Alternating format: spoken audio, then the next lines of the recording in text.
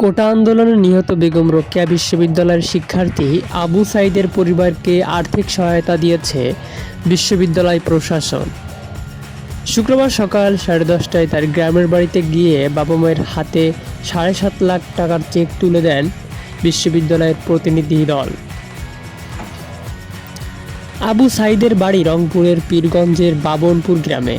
9 ভাই বোনের মধ্যে তিনি ছিলেন সবার ছোট ও পরিবারের একমাত্র বিশ্ববিদ্যালয় পড়ুয়া। বেরোবির ইংরেজি বিভাগের 12তম ব্যাচের শিক্ষার্থী ছিলেন তিনি। এই বিশ্ববিদ্যালয়ের কোটা আন্দোলনের অন্যতম সমন্বয়ক ছিলেন। 16 জুলাই কোটা আন্দোলনের সময় পুলিশের গুলিতে বেরোবির দ্বিতীয় গেটে লুটিয়ে পড়েন আবু সাঈদ।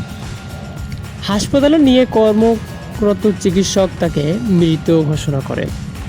আবু সাঈদকে গুলি করার সেই দৃশ্য ও খবর আন্তর্জাতিক গণমাধ্যমে এসেছে।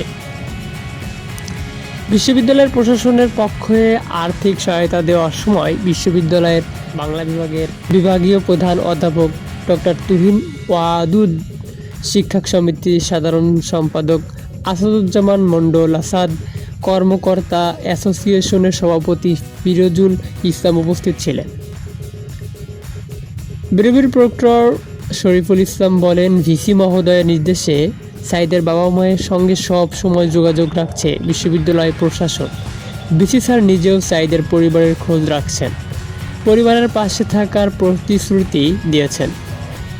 এরই অংশ হিসেবে আজকে 7.5 লাখ টাকার আর্থিক সহায়তা দেওয়া হয়েছে।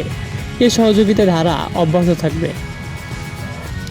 আবু সাঈদের বাবা মকবুল হোসেন বলেন, বিশ্ববিদ্যালয় থেকে প্রতিদিনই কেউ না কেউ খোঁজ রাখছেন।